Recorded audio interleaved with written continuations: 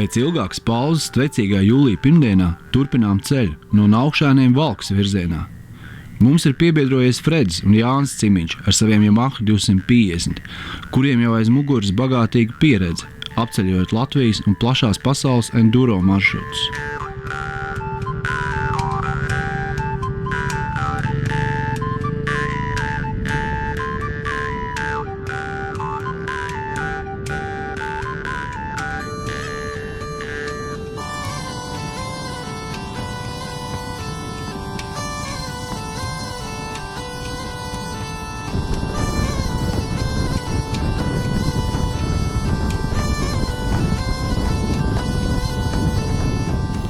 Renārs Trinis un dega nepacietībā braukšanas apstākļos iepazīstināt mūs ar savu jauno draugu, dronu fantomu no DJI Saimas.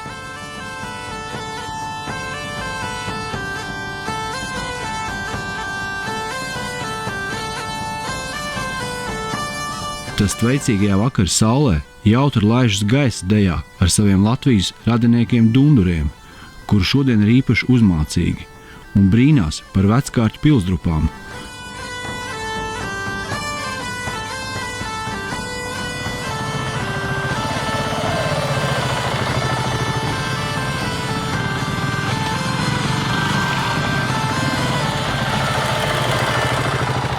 Veckārķu Muižas pils celta neilgi pirms Pirmā pasaules kara. Pie tās strādājuši visi apkārtnes celtnieki, no Rujienas līdz Valkai un pat tālāk. No iecerētās krāšņās pils ar stāviem jumtiem, iespaidīgo torni un ažūrajiem lieveņiem un verandām ir saglabājušās var tikai nožēlojams atliekas. Fredim niez nāk rāpties pa pilsdrupu ķieģeļu mūriem uz ēkas augšējiem stāvēm. Tam nepieciešams kliņšu kāpēju un kaķu iemaņas, bet Alfredam acīm redzot tās netrūkst. Celtnes gigantiskais tornis paceļas virs koku galotnēm kā apliecinājums 20. gadsimta sākuma būvnieku meistarībai. Pilī bija paredzēts izbūvēt 100 istabu, bet tās likteni izlēma kara sākums. Vēl neapdzīvoto un nepabeigto ēku kara un agrārās reformas laikā vietējās jaunsaimniecības izmantoja par būvmateriālu iegūs vietu.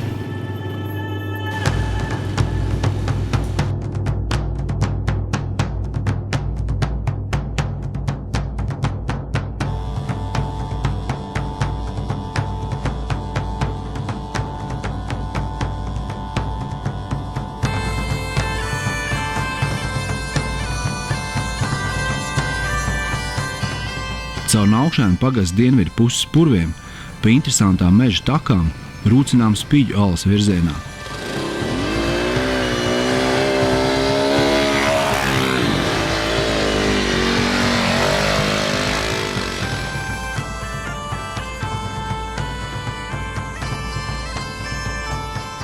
No alas pēc aprakstiem iztek arī avots Rūceklītis, kurš mums, protams, izraisa pastiprinātu interesi. Klīs nostāst, ka brīžiem no alas nāk pērkoni un līdzīgas skaņas, kas saistāms ar īpašiem hidroģeoloģiskajiem apstākļiem. Zini, es laikam neiešu. Aiziet apstāties, kas tur ir. Nu, sveiks, Rūceklīt! Īstie rūceklīši ir klāt. Ala nav liela, taču neparasta šajā reģionā, kur upe plūst pa purvainu, lēzenu teritoriju. Reizi gadā maijā no alas nāk rūcošas skaņas. Zinātnieki skaidro, ka šī skaņa rodas ūdenim gāžoties Pazemes ezerā. Sauvaļas Pazemes ūdens. Lieliski. Tas kaut kāds akts saucās. Kals vīrietis ar rūceklīti.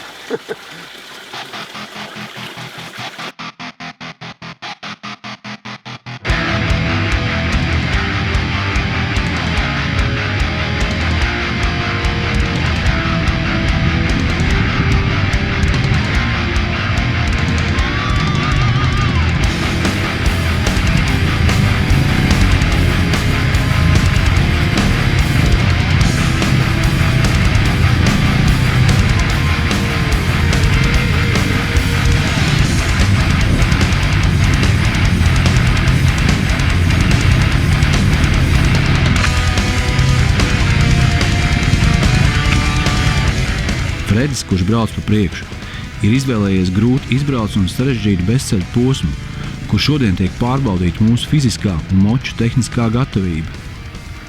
Dubļu kārta izrotājas braucamos un mūsu sasvīdušās, bet laimīgās sejas. Kaut kā tu varēji neesi iesvīts galīgi. Wow! Ai, paldies, vecais, super! Vakar rosma. Es jau, man vēl ir dikcija sabojā. Kas tev ir to lūku? Man drons iekoda. Dundurs? Nē, es domāju, kaut kas vairāk. Es tā jūtu pilnīgi, ka viņš laikā ar vien lielāks un lielāks paliek. Tu zināji, ka tā būs? Bija tāda bišķi nojausma. Kā tie pampaki nostrādāja, ka viņi izpumpē. Bet piedzina rokas, jā. Jā, un tu vairs... Jo es tā skatos, tur Janka kaut ko tur noveļās. Es domāju, blīn, labi man. Un te kaut kā zini kā tu vienreiz noliecies, tā viss.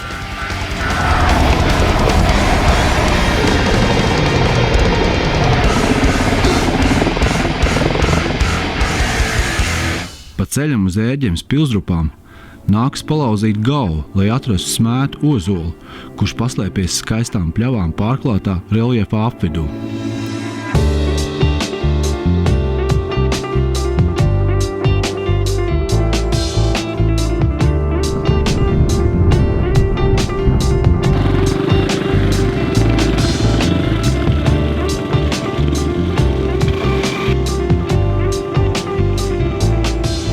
Ērģemē iebraucam ap 9 vakarā un steidzamies iemūžināt pils mūrus rietošās saules staros. Ērģemes pils bija Livonijas ordeņa sastāvdaļa un pirmo reizi rakstos minēta 1232. gadā. Pils kalpoja kā spēcīgs cietoksnis Livonijas ordeņa valsts austrumu robežu aizsardzībai un kā Livonijas ordeņa meistara priekšpils Cēsu pilī. Iespaidīgā celtne gāja bojā Lielā Ziemeļu kara laikā. Pēc omuļu jeb humeru kaujas, kad to uzspridzināja zviedru karavīri. Pils drupas apskatāms vēl šodien, bet diemžēl nav aizsargāts no laika apstākļu un vandāļu iedarbības. 1986. gadā pilsdrupās veikti konservācijas darbi ziemeļu sienai, bet tā kā plānotie darbi netika pabeigti, pilsdrupas pamazām iet bojā. Jāsāk ar steigu meklēt nometnes vietu, vēlams tuvāk ūdeņiem, bet Bērzezeram, kurš atrodas netālu, nevaram atrast piekļuvu krastam. Tas atrodas purvainā un krūmiem apaugušā apvidū, kur pārnakšņot būtu sarežģīti. Ir jau iestājusies tumsa, līdz ar to arī spriedze, kas pārbauda mūsu reflektorus un nervus. Netālu no Valkas kartē atrodam ezernieku mājas, kurās pēc pieejamās informācijas iespējams palikt. Blakus mājai ir arī dīķis, kurā tiek noskalot dienas dubļi un putekļi. Savukārt pie ugunskura dalāmies iespaidos par piedzīvojumiem un notikumiem bagāto dienu.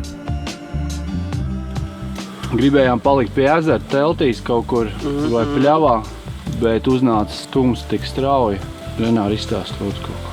Palielam jau esam tur, kur gribējām nokļūt. Ugunskurs ir, procesi notiek, gaļi cepās par šodienu. Šodien beidzot izjūtām īsto enduro. Fredis atrada īstos ceļus, kūdras purvi, meža takas, celmi, bluķi, gan močiem slodzīte, gan pašiem.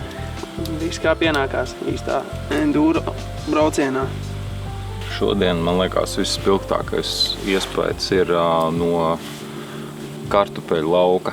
Tāds mans kodētais nosaukums. Es braucu, es domāju, nedod Dievs, tas ceļš nekur mūs neaizvedīs. Es domāju, tādas iekšējās džagas vienkārši rāva. Es domāju, ko tie džeki tur aizmugurē par mani domā. Es nekad nebūtu pats iedomājies te atbraukt vispār. Meklēt kaut kādu tur pili, jā. Tur Tas apzināt. Tur. Es teikšu, piedzīvojam te patās. Es izbraucu no Salcgrīvas mājas un pēc stundas es esmu piedzīvojumā. Un pie kam Latvija ir pavisam vienkārši, kad mums pietiek ar 1 dienu, 2, 3 dienām, mēs varam to visu redzēt. Pasauli, tur mums vajag atvaļinājumu, tur mums vajag laiku, tur mums vajag gatavoties. Latvijā mēs vienkārši izējam no mājas un varam redzēt. Es esmu sajūsmā pa Latviju, absolūti. No enduro braukšanas viedokļa, no piedzīvojuma, pilnīgi viss mums šeit ir. Nu, zini, visā šitajā jau tā labā sajūta ir tā, ka tev vienkārši ir jābrauc un tev nav konkrētā laikā jānokļūst konkrētā vietā, konkrētiem cilvēkiem jāparāda konkrēts triks vai arī jāpierāda kaut kādu tur rezultātu vai laiku. Tu vienkārši brauc ar čomiem, brauc un izbaudi vienkārši braucienu. Izbaudi pļavas, smaržas, kaut kādas purvju dubļus.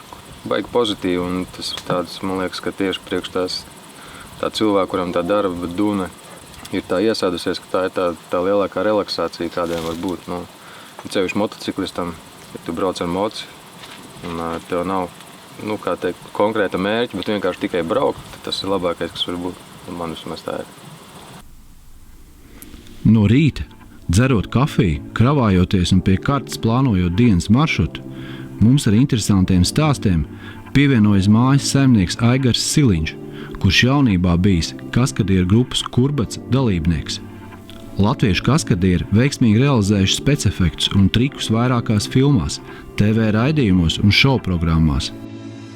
Tas stāsts, no rīta piegāja pie jūsu močiem, skatos kurbats. Man uzreiz uzsit mutuli, tas jau manas jaunības kaisli. Es jau biju, ka students, mēs studējām universitātē Latvijas, tad mūs ievilka tajā visā pasākumā. Un tas bija vēl padomu laika, bija profesionālā kaut kāda kaskadieru apvienība. Un tad mūsu students vēl paņēma vēl klāt, man ievilka iekšā. Mums bija interesanti, mēs būtībā bijām tā jaunā tāda rezerves fonds Rīgas kinostudijā. 90. gados Rīgas kinostudijā vēl tur filmē, daudzas filmas jau kaut kā nāca pasūtījumi no rietumiem.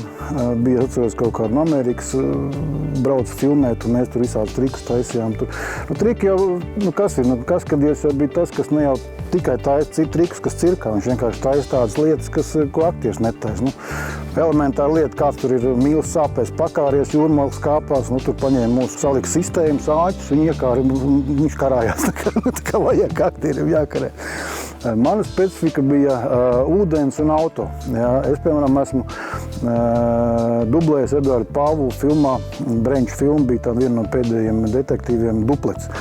Tajā filmas sižetā Eduards Pāvils bija kuģi kapteinis, un viņš tā kā atklāja, ka uz viņu kuģi kontrabanda, tie noziedznieki viņi tā kā grib uzpirkt, viņš atsakās, tad viņi nodur un pārmet pār bortu. Un tas kritiens pār bortu ūdenī, tas bija mans. Tas augstums 12 metri. Es atceros, kam Breņš teica, ka tev jāiekrīt tā kā pagalē iekšā. Un 12 metri, tur var tā kā riktīgi apdauzīties. Un es atceros, ka es to refleksu, mums jau trenēja refleksus iekšā, un to refleksu es kādu stundu visu laiku, kā man jāiet. Un es tikai atceros, ka es tā borta stāvu, un ka Breņš tur krastās, tas kuģi tā kā pietāvots, viņš krastā kameru visu, un viņš saka, aiziet. Es tikai atceros to ūdens mirgoņu, lidojumu, pēc tam jau man jau čaļi velk no ūdens ārā, un tur tā drošības komanda bija. Tā bailīgi bija diezgan. Tad es prasu Brenčam, kā tu viņš saka, ideāli, kā pagali. Jo nedrīkst pakustēties, nedrīkst tā, tu esi beigts, tu nodurcies. 12 metri tas ir tos mājas augstumu pāri. Un atceros busiņā, ka es ģerbos, man jau to pašu kapteiņu fórumu vilku Pāvulam virsū. Un Pāvuls man saka, puika, kas tev liek šito sūdz taisīt? Viņš saka, viņš savā tā izloksnē, viņš saka, ja man tas Breņš likt, es viņam teikt, ka tu dirst. Tā viņa pateica. Jā, sakarīgs Pāvuls bija, parunājāt. Šī jau mums ir 3. ekspedīcija, un ik pa brīdī mums izdodās satikt tos veiksmes stāstus, un tie cilvēki, kuri redz un skatās pozitīvi nākotnē, kā nevarētu teikt, ka viņiem kaut kas ļoti grūti un sarežģīti. Kā tev liekas? Man attieksme ir tāda, ka principā visas problēmas cilvēkam atrodas starp ausīm.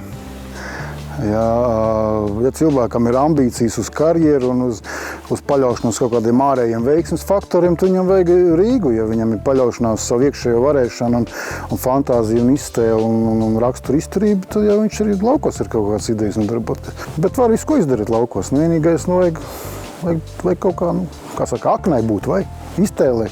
Cilvēkam patīk būt stipram, tas ir jautājums. Tas jau, kas mums ir dzīve? Dzīve mums ir, mūsu dvēseles attīstības poligons. Mēs jau caur tām grūtībām arī to dzīves patiesību atrodam. Un vēl jau, kas ir laukos, kas ir tāda īpatnē lieta. Es būtībā sev baigo laucinieku neuzskatu, bet laukos tu it kā tev mazāk traucē iekšējiem dialogam un sevi, tās domas labāk kārtojas. Piemēram, lielpilsēta, viņi ir agresīvi, viņi uzbāžās ar ārējiem visādiem impulsiem, ja, informācijas plūsmu, vajadzības, atkarības, maksājumi. Ja, tas viss cilvēkam atņem viņa personīgo lauku. Ja, viņš ir atkarīgs no tās informācijas, viņam jāsako. Te tu te klusumā pasties putniņiem, pasēt, ka reiz vakar te domas sakārtojas, tev savs viedoklis veidojas, tu jau tā kā vairs neskrien visiem, tev vairs nav vajadzība pēc tā bara. Tu vienkārši savu individualitāti atrodi. Tas ir tas. Imantam Ziedonim bija, viņam ļoti patika lauki, cik tas ir pēdējo interviju lasīja. Arī nelien virsū cilvēkam. Vārēji? Jā, ietiņa. Bet viņš teica tā, laucnieku dzeju nelasa. Nelasa tāpēc, ka viņam dzeja apkārt. Viņam dzeju nevajag. Jā.